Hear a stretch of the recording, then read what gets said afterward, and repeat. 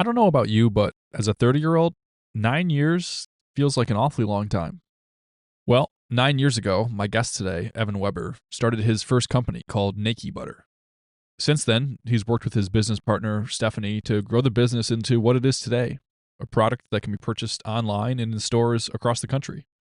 And the story of starting that company is an interesting one. So today, Evan's going to take us behind the scenes and back to the beginning of how it all began.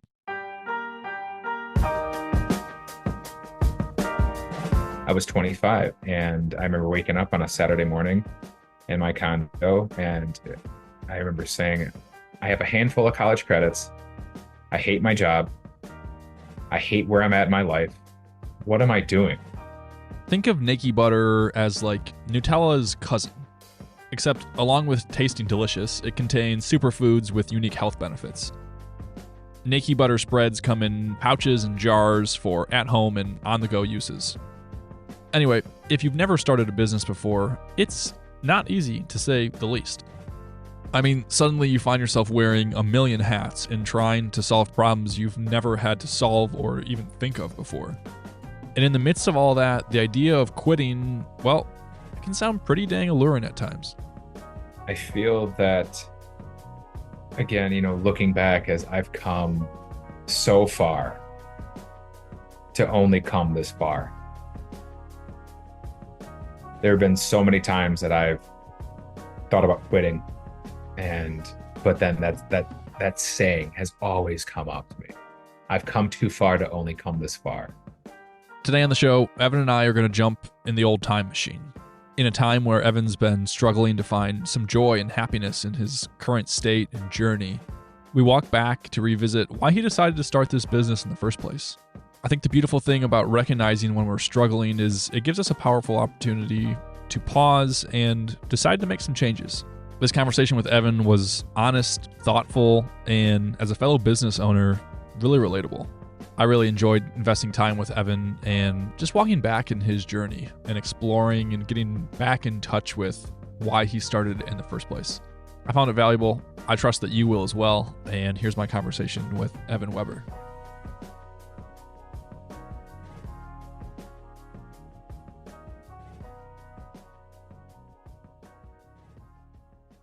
Yeah, so Steph was actually asking about that because I was telling her about the interview tonight, about podcast, and she said, "Well, I want to do it together."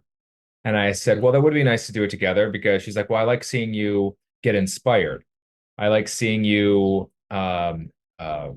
excited about talking about the things that brings you joy and that brings you a lot of fulfillment." She goes, "I don't get to see a lot of that in our day to day lately." And she was, "So I want to be part of that with you." And so that's the reason I was like, "Well, let me just like send a quick email here and figure out the reason why." And I said, "But I remember talking, I believe it was with Eileen about that.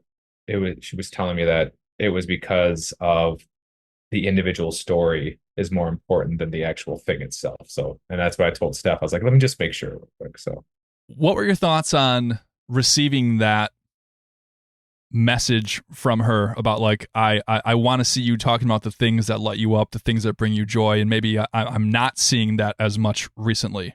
What did you take from that? it was pretty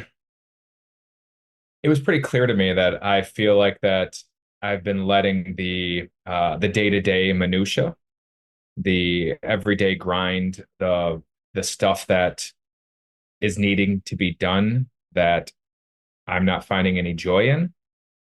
I feel like that's been driving me down emotionally.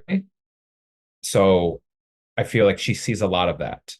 She sees a lot of me feeling discouraged, a lot of frustration, a lot of getting beaten down feeling, and not a lot of payoff. And so I feel like I've had a lot of difficult situations that are just piling on, and it feels like they just keep on coming. They just keep on, hits just keep on coming.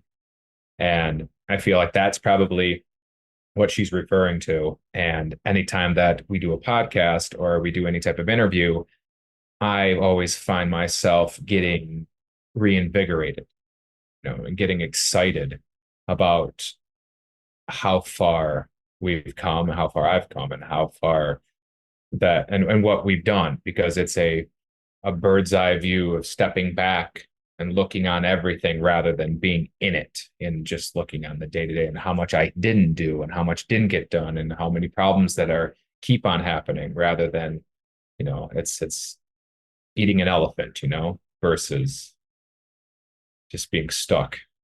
So that's what I took about it. And so when she said that, I was like, huh, yeah, okay, got it.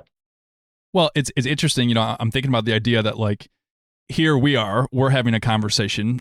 We didn't know each other before this conversation, and in the scope of your day, it's 6:30 almost Eastern time, and this is just another thing right on the calendar at the end of the day. And it's interesting how maybe it is the thing that gives you just the time and the space to reflect on some of your experiences and some of the progress that you've made. And it could also be the thing that brings some more energy or reinvigorates you. And I'm trying to figure this out. Maybe we can go down this journey together of I find myself getting caught in this same sort of loop where I get very focused on doing, being a human doing, as my wife Eileen will say, instead of a human being. What leads you to getting so maybe focused or overly focused on the doing aspect and like in needing to do more things? Uh, I feel that it's part of my programming, as growing up my from my father. So my dad, he's very old school. He was taught by his grandfather. So I come from a line of entrepreneurs. My grandpa started his business in 1946 as in the aggregate business. So crushing sand and gravel and then selling it. And then also trucking it. So that's the family business. And pretty much everyone from my dad's side of the family are somehow linked into the family business. So very kind of like you keep your nose down, you sacrifice, you work hard every single day. And because if you don't work hard every day and give it your all, then your competition is beating you. And your competition is going to pass you. And then you're going to be mediocre. And then you're not going to have the success that you want. And that's my programming. That was bred into me at a very early age. And so it's a double-edged sword, because I feel like that's what gives me my edge to keep going when all the signs point to stop and don't keep going. And this doesn't make sense anymore. This is it's just not, it's almost insanity, of just like you just keep doing the same things over and over and expecting a different result. And so that's where I feel like it comes from. It comes from that, and it gives me, like I said, it's a double-edged sword, where it's a good thing, it's a positive thing, because it gives me a work ethic. I'm able to push through and persevere, but then at what cost? Because my emotional stress and my emotional happiness, those are always in flux. I have a friend that I've had on the show a couple of times. His name's Nate. He's a coach, and he and I talk about, very much like you are, we talk about our programming, and we call it like our operating system, right? We get it from our parents, we get it from experiences, but we create this operating system, and it just dictates the way that we go about approaching life on a consistent basis. So in this moment, I'm curious about, if you were to program an operating system, Evan of June 2024, how are you measuring or viewing success? And this idea that you maybe took from generations before you, that you've got to always be on your game, you've got to always be going. If not, your competition's getting ahead of you. What updates would you make to that? And what's the programming that you would like to have now or take forward? Oh, I really want to get back to what made me happy when I first started my business. The inventing, the creativity aspect, and my programming. I want to focus on joy and the happiness, rather than focusing on success means a certain status or a certain amount of money or a certain amount of material goods. being time rich. Mm. Time rich is really has been it's come to my forefront again of my consciousness. I had a friend said that to me on Sunday. She goes, "We're time rich right now," and it sounded really nice. That just resonated. You know, What does time rich mean to you? it's to be able to do what one wants when one wants, whenever one wants, and to be able to have the freedom to be able to do that with the spontaneity of it all, be able to have the monetary means to be able to do that, but also have the time freedom to be able to do that. So having that balance of I can do this thing, take this trip, see this thing, whatever that is, at whatever time that is, and not have to worry about, well, how much does it cost? But at the same time, well, I have to be at work or I have to do the thing without having my old programming telling me, well, if I don't stay on it and if I'm not checking all the boxes off of my to-do list, if I'm not going through them all, then I've failed. So that's what I would feel like. That's what's kind of been coming up for me lately. And it's interesting how I can push things down for a while and I can keep on just pushing it down and just keep on going and keep pushing forward.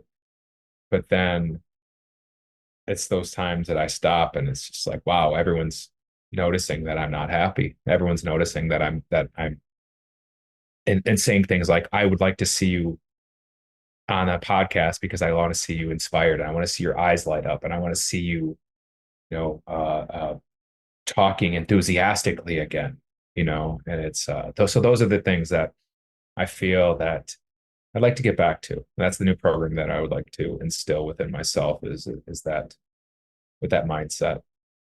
Do you find yourself happy at this stage of your life? No, not really. I don't. To be completely honest, I don't. I find myself a lot of comparison recently. It'll be 9 years in October that uh, Nakee Butter has been out in the wild, and I've found myself like the identity of the company in myself and myself within the company, even though I'm not the company, even though the company is a lot bigger than myself. And we have 7 employees now, and it's a lot bigger than me, but yet I still identify with it as like part of my identity.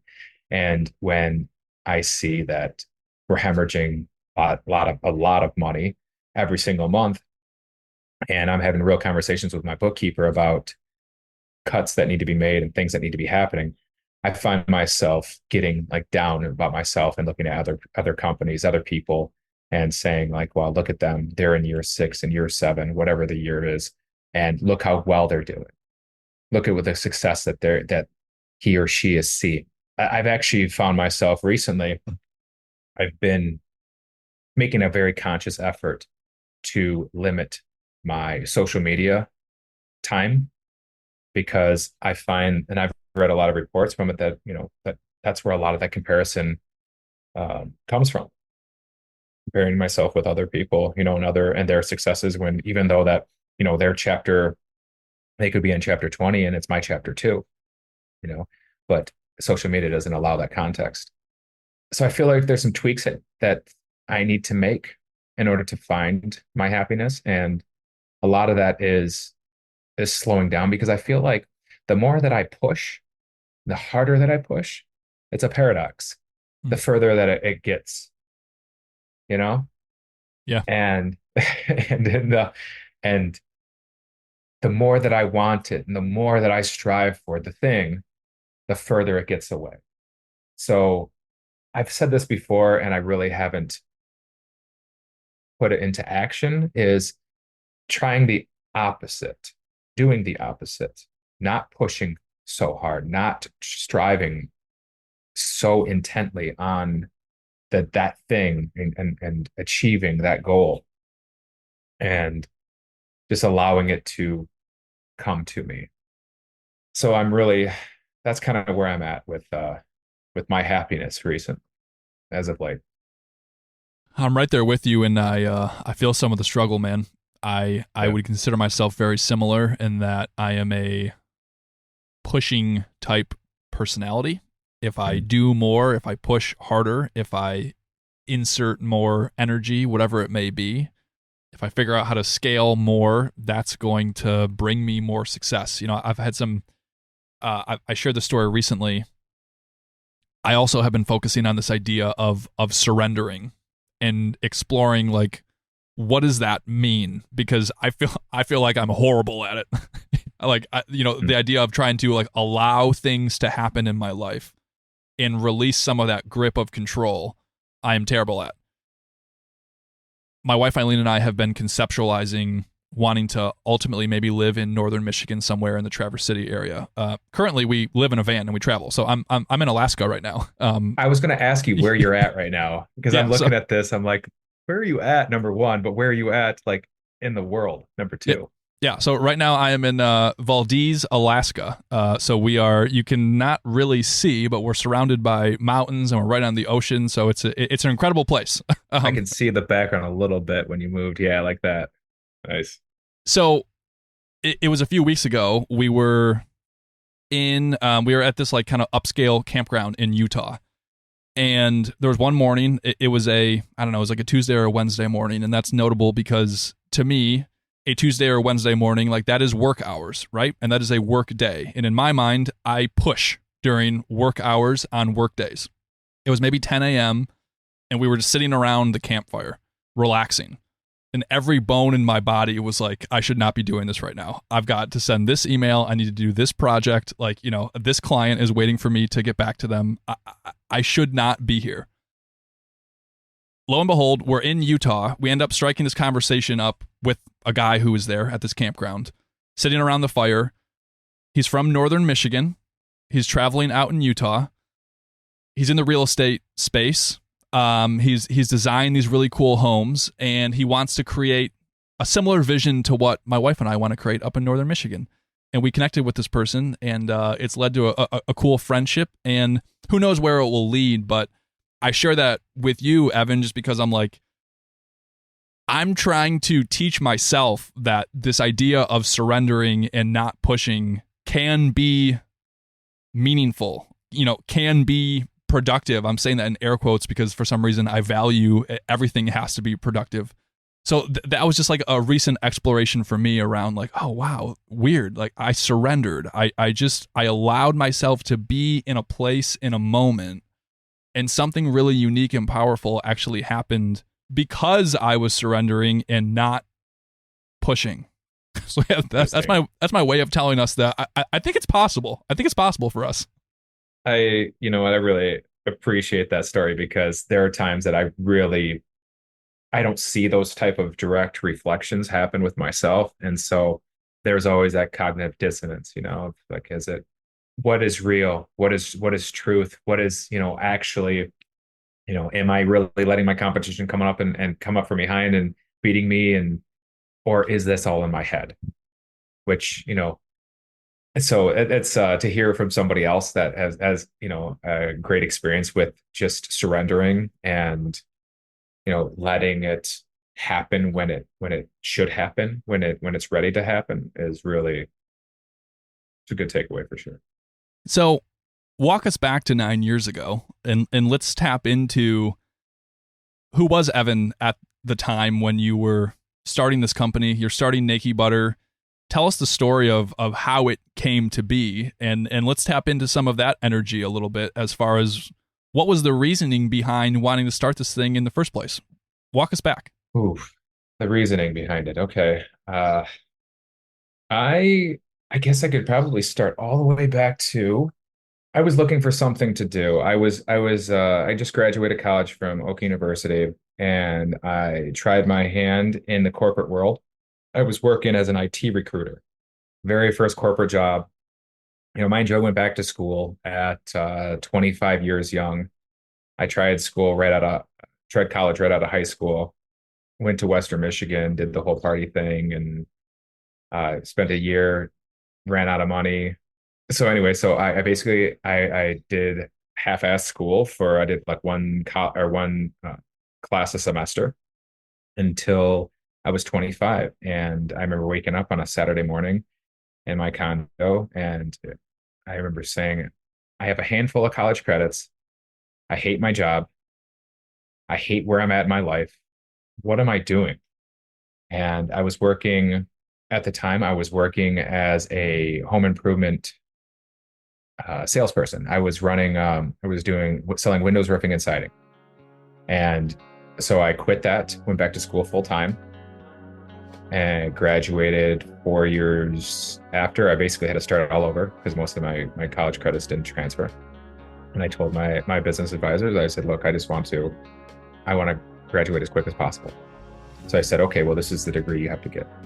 And so I did the whole thing, came out of college, and Why did that feel important for you to go back incomplete? You're 25. Why was that the solution of what was to come next?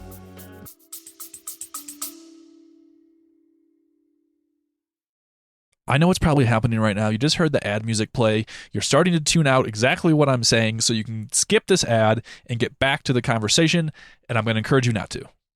Because if you continue to skip this ad in order to get back to the conversation, then at some point there may not be a conversation for you to get back to. Okay, now that I have your attention, that might have been a little bit exaggerated. Likely, I'm not going to stop producing this show, but you can help me make this show a lot more viable, and so I can continue doing this into the future. Fun fact, I don't make any money from this show. In fact, I actually pay in order to create these episodes on a weekly basis. And while that may not exactly seem like your problem or your issue, if you like meaningful conversations like the ones that we have here, well, then it is your problem.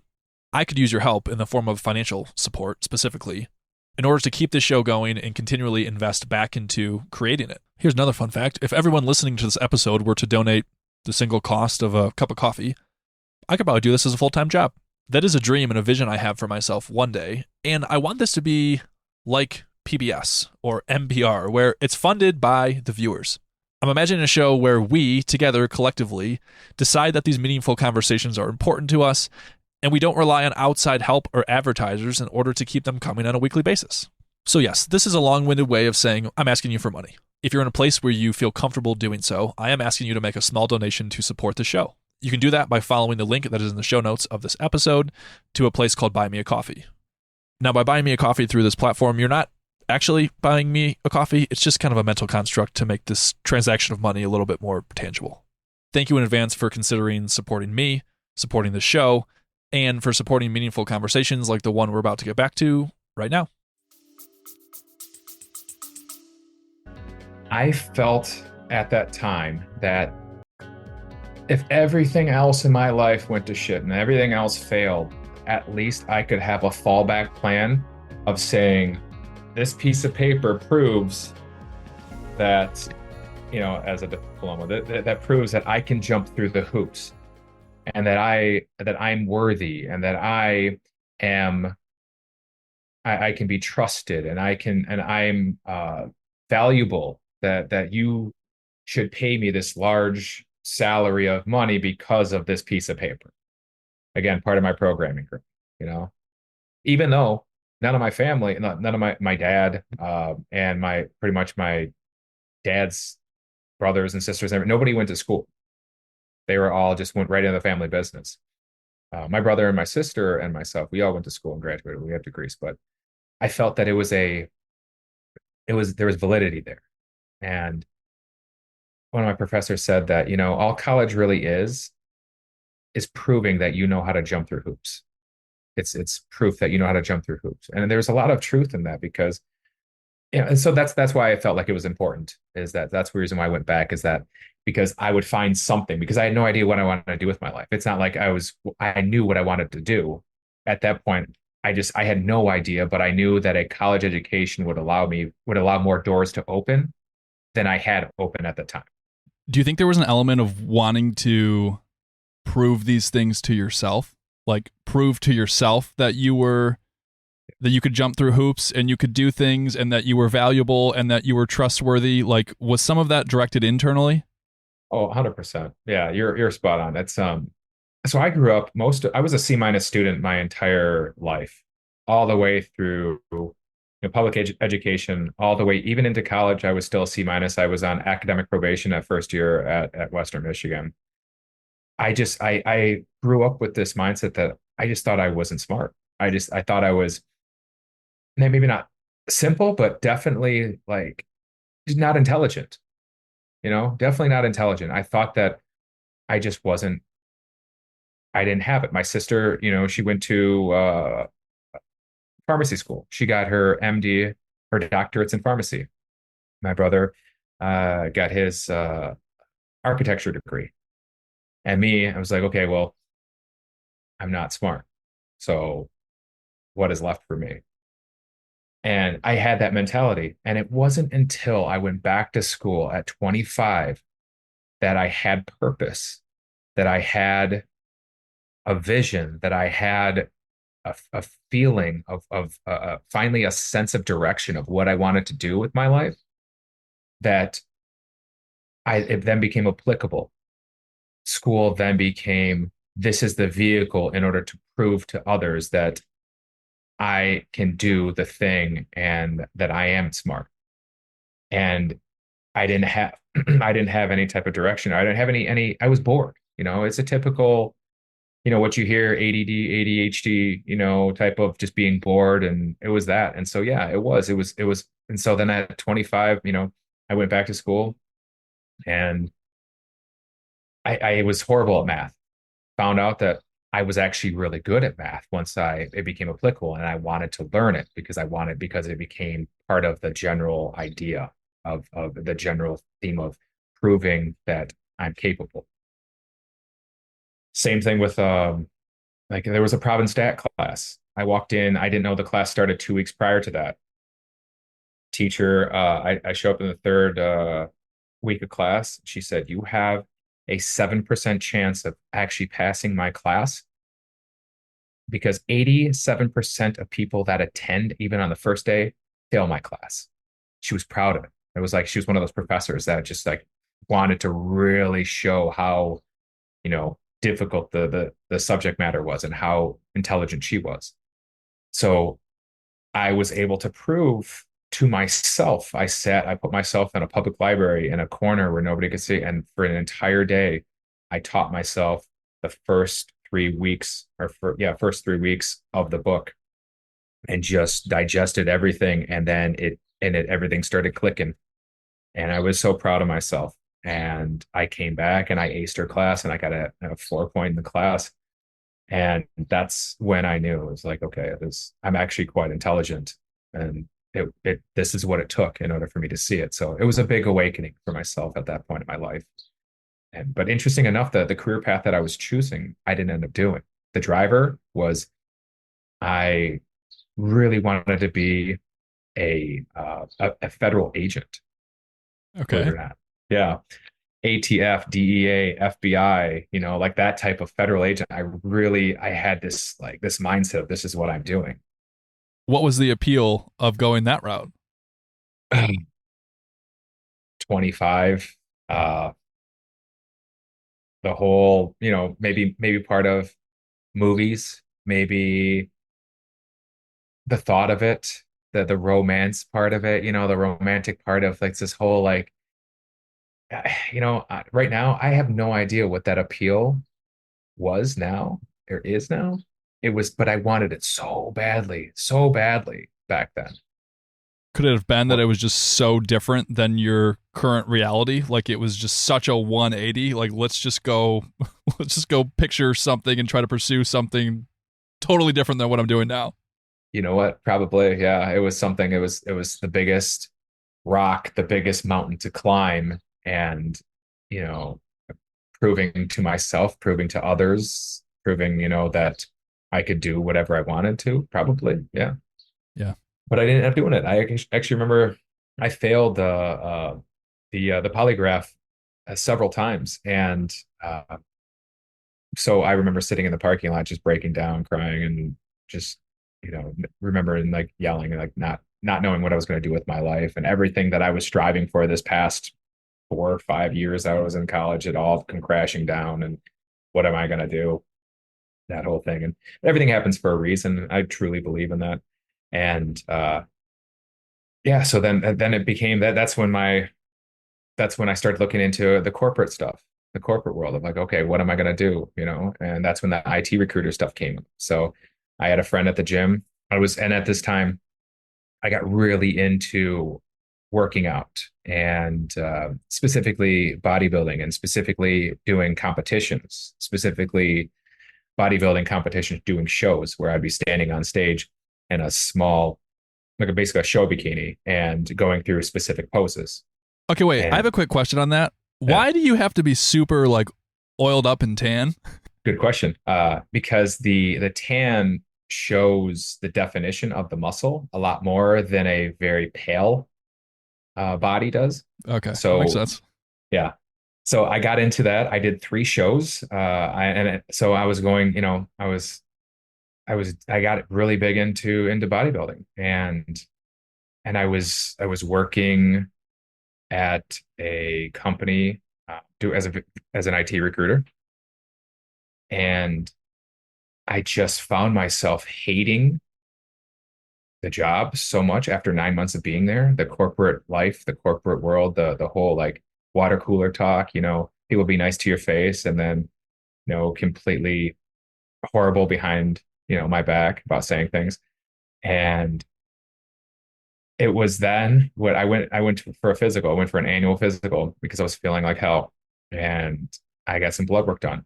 And then the doctor said I need to come back and get some specific blood samples taken. Turns out that I had extremely extremely elevated liver enzymes.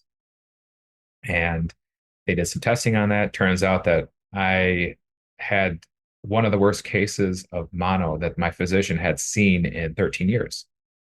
It was very aggressive.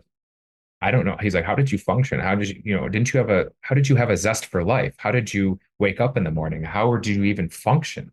Because with this strain of this aggressive, I haven't seen something like this in 13 years. I don't know how you were even moving around. I said, Doc, I just thought I hated my life, man. So that was the wake up call. And I quit my corporate job. I figured out a way to work the system because I know how the corporate system works. And so I was coming in late. I was leaving early. I was taking longer lunches because I know that I needed to be able to get funded. I needed money in order that I wanted whatever I was going to do. I needed money to be able to bridge the gap. And so to be able to do that was to get fired. So then I could collect unemployment. So working the system. So I couldn't. So that was the thing is like, I knew that if I quit, I wouldn't collect unemployment. So 3 strikes and you're out policy. I got them to fire me. And then he said, well, either we can write you a letter of recommendation. This is the HR director said this. We can write you a letter of recommendation, or we can let you go and there won't be a letter of recommendation. And I looked at him, I said, which one guarantees me unemployment? He goes, well, it's firing you. So that's the one I'm taking. Because I knew that I wasn't ever going to step another day of my life into any corporate world ever again. I didn't know what I was going to do. I just knew it was not going to be that. Why? I just, the hatred for the whole system, the corporate bureaucracy, the red tape, the hierarchy, and the way that big companies are ran, and just the niceties in to my face, and then complete just disregard for any feeling, talking so much shit about people behind one's back. And so it was that feeling of I didn't want to be involved in that culture any longer. It's the corporate culture. I mean, people that are in the corporate world know exactly what I'm saying when I'm talking about. It's like that corporate culture mentality, and I felt it. I actually wrote a memo when I was in my cubicle sitting in there, and it was a 7-page memo, and the memo was titled "Why Not Me?" And why not me?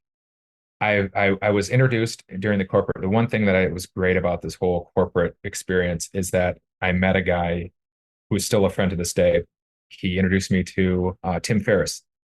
The 4 Hour Work Week Yep. was the first book the audio book that I listened to, and it was on CD then. And I loved it so much. I got the book and I read it just front to back. I listened to it 3, 4 times over, read the book 3, 4 times, and I just became obsessed with this whole new thing called entrepreneurship. And I had no idea what the hell it was. Even though I was brought up with entrepreneurs, but they don't call it that. My family doesn't call it any of that. We didn't know what entrepreneurship was. It was just the thing that this is what our family did. This is their business. The terminology was new to me. And that is when I fell in love with this idea, of what could possibly be. So I knew that that was the thing that I wanted to chase. I just didn't know in what industry or what realm or what, at all. So I took the unemployment, and it was when when they were giving out extensions, and then I went from my unemployment to extension 1 to extension 2 to extension 3 to then no more extensions left.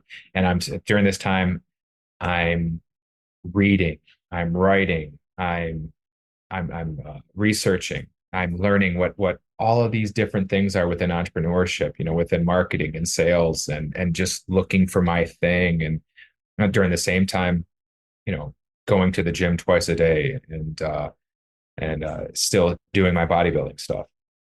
It was about 2 years. I had an entire wall in my condo that I called it my wall of inspiration. And it was this huge wall in my condo, and I would just tag like a pin things up to my wall, and I would have pieces of yarn. It was almost like what is it, Beautiful Mind? Yeah. Yeah. I was like that guy. Just writing on the walls and writing on these pieces of paper and taking yarn and connecting the dots and looking at all this stuff. And I would see something, I would print something else out, and highlighting lines and and different authors, what they're saying, and just feeling so inspired, but having no direction in what I was doing. And that was my year of crazy. So I was 2 years of people literally thought I was going insane. They thought I was going crazy. I had friends that would come over and be like, "What the hell, man? Like, what are you doing?" I'm figuring it out, And my dad and my mom and my grandmother always used to say, I need to stop screwing around and actually, get a job and stop being a stupid kid. All of these, really hurtful things that, gave me fire, but saying that I'm going to show them, I'm going to show them, I'm going to do something. I'm not going to be mediocre. I'm going to show them. It's sort of funny to hear you share how you had people close to you being like, what are you doing?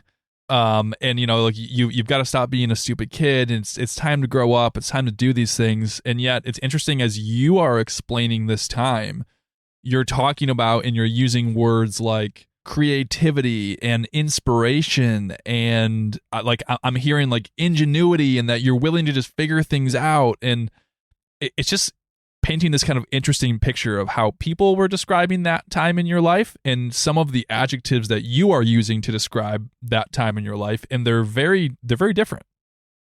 Yeah, people don't know. I mean, I was sitting in front of the computer, 8, 9, 10 hours a day, just teaching myself. I mean, at that point, I became an autodidact. I taught myself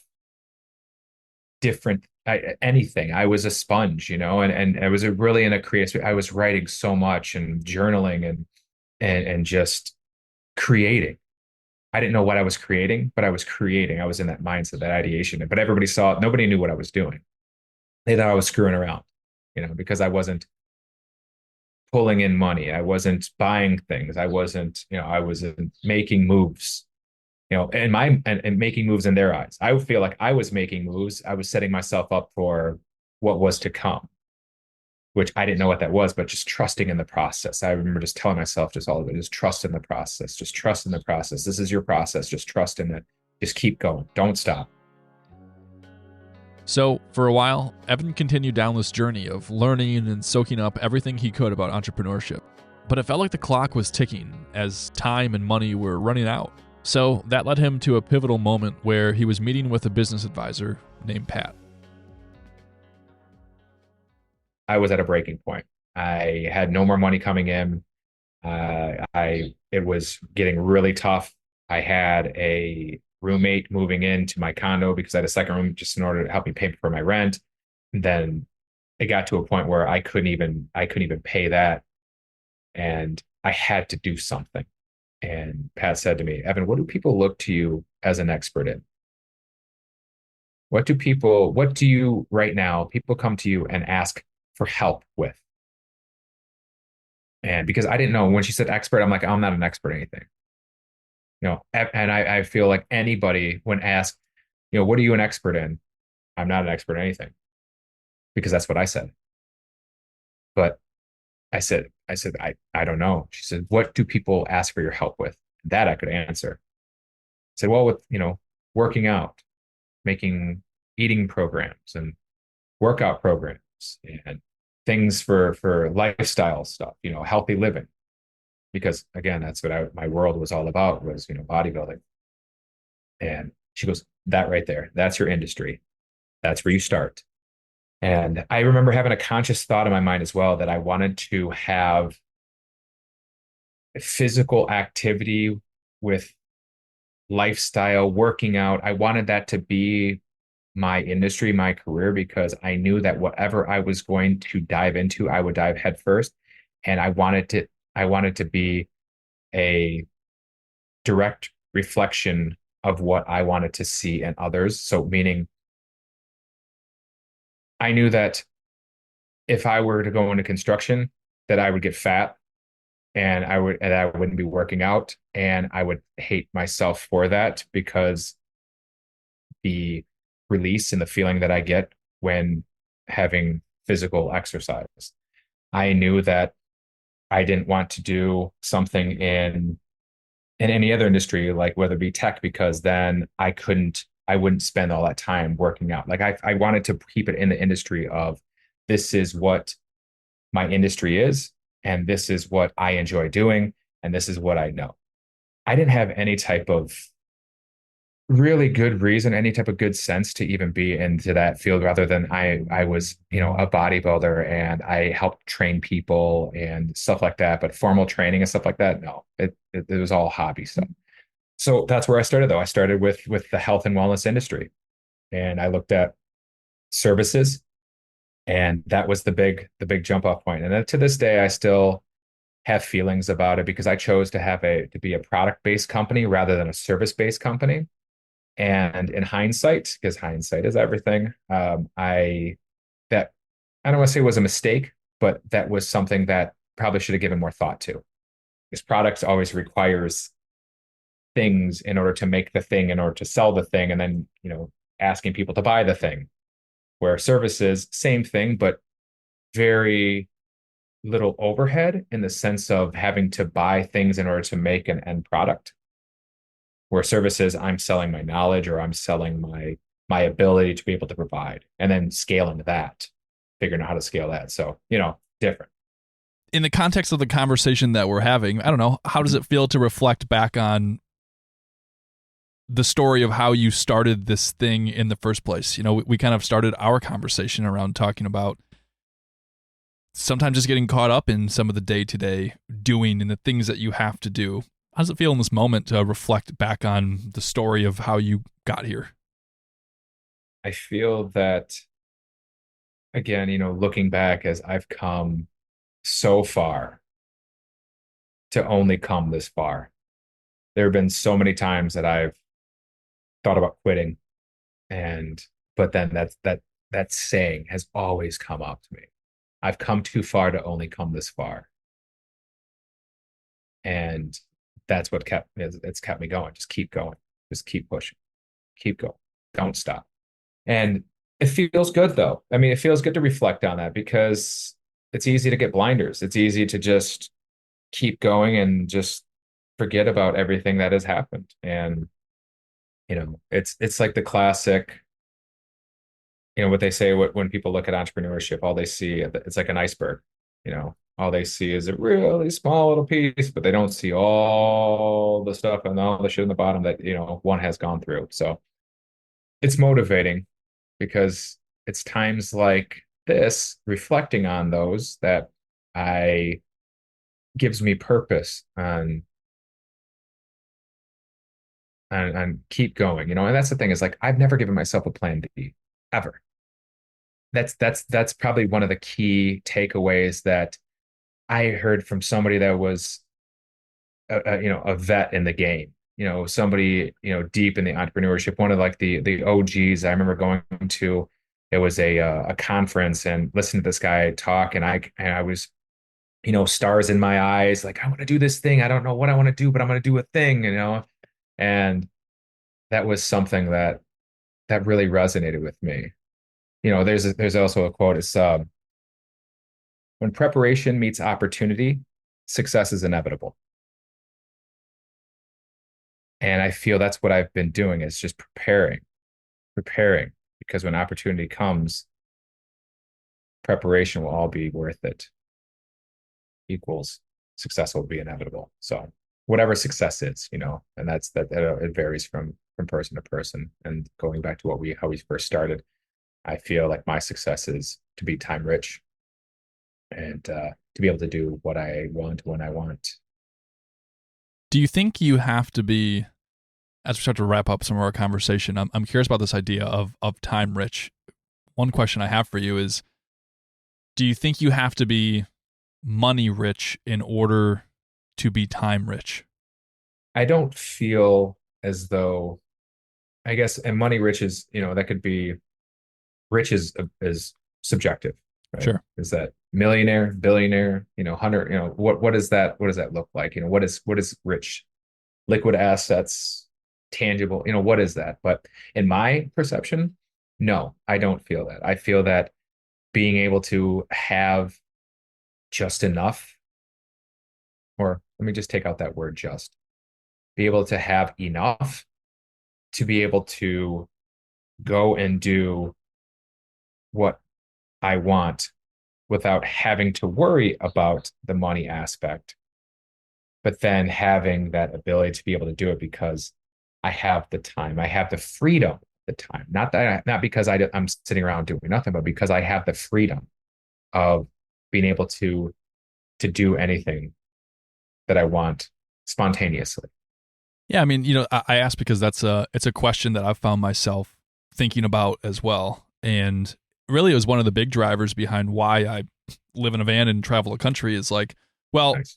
I think I want to be, I wanted to be money rich. Like I thought that was going to unlock the things that I wanted in life. And so first, let me go make as much money as possible. And there was a phase in my life where that was the North Star.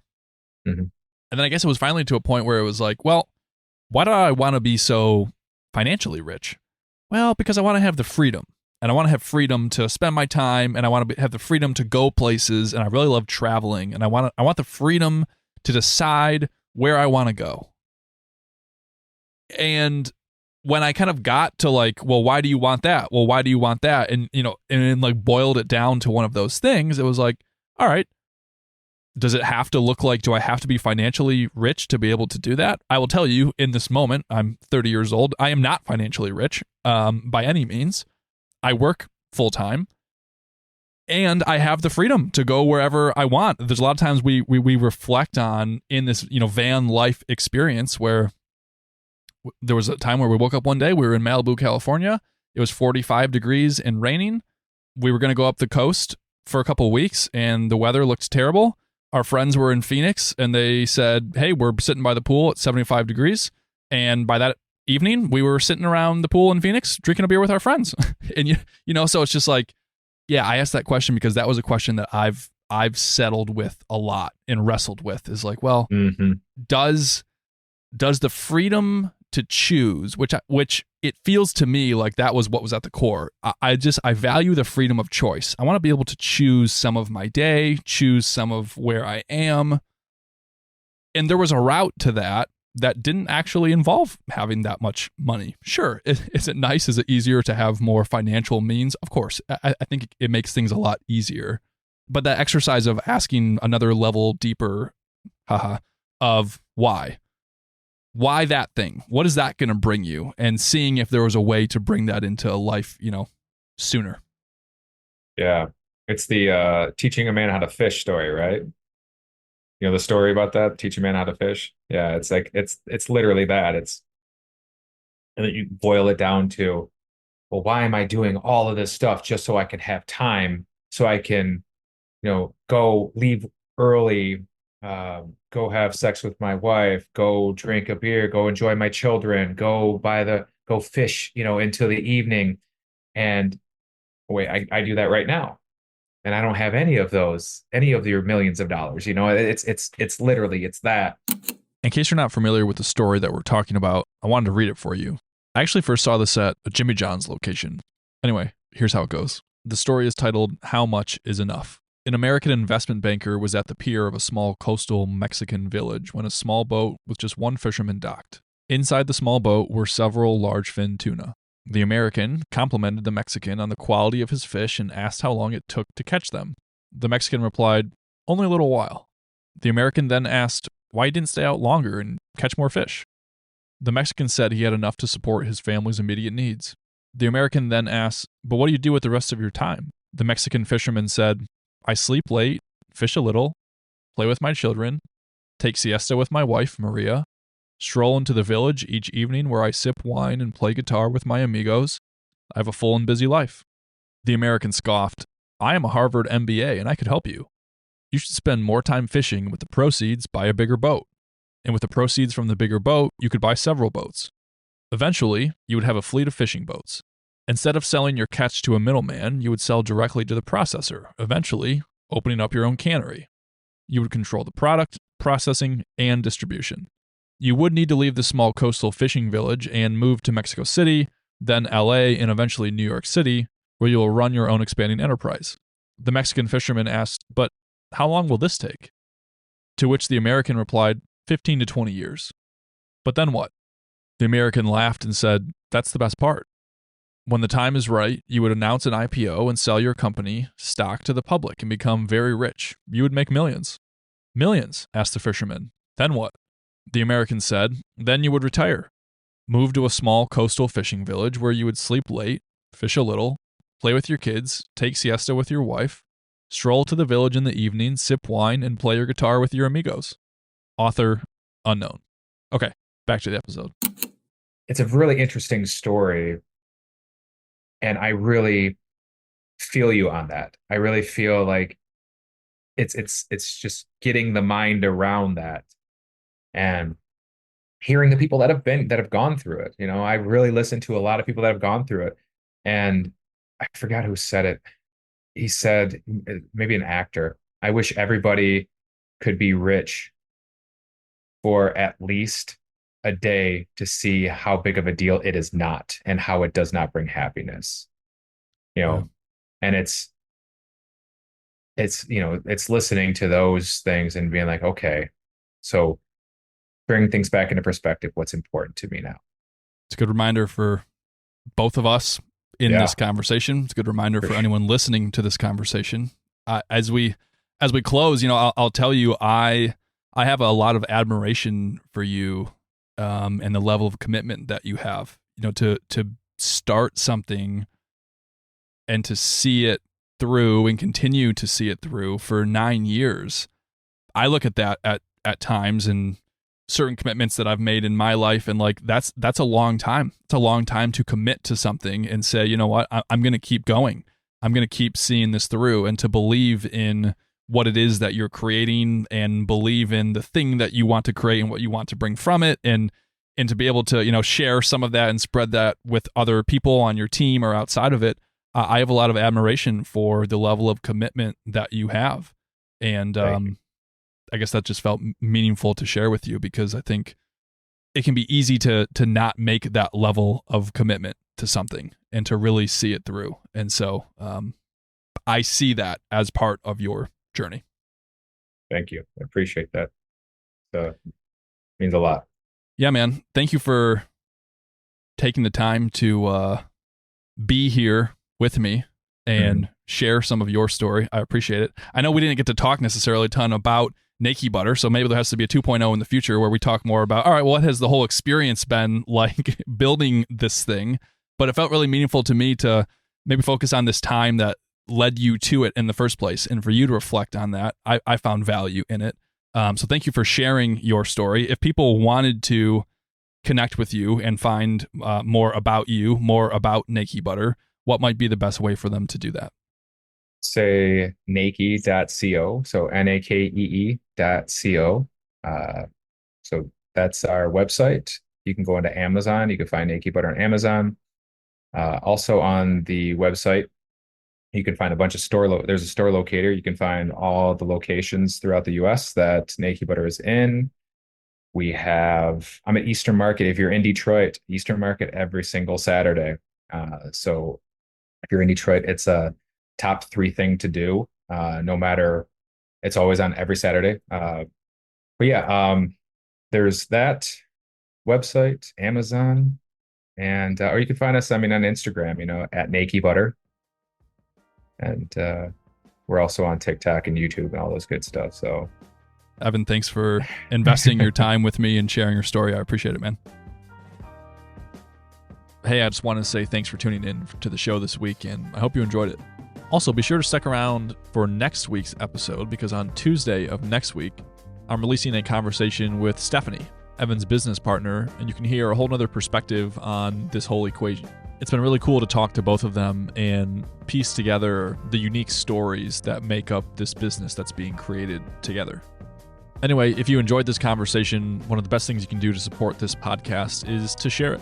Is there an entrepreneur in your life, or someone who might just be struggling, and someone who needs that reminder to tap back into why they're doing what they're doing? This might be a good conversation to share with them.